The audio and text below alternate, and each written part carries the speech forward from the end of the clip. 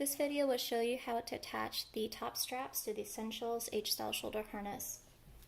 It includes with a harness, top straps, and also a set of plastic flat mount end fittings.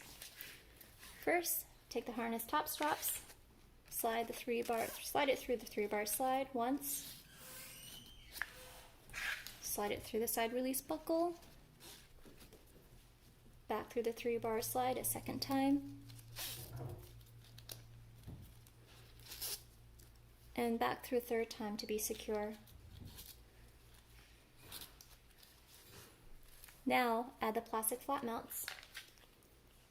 First, slide the 3-bar slide through, then the plastic flat mount, slide it through the 3-bar slide a second time to be secure one last time.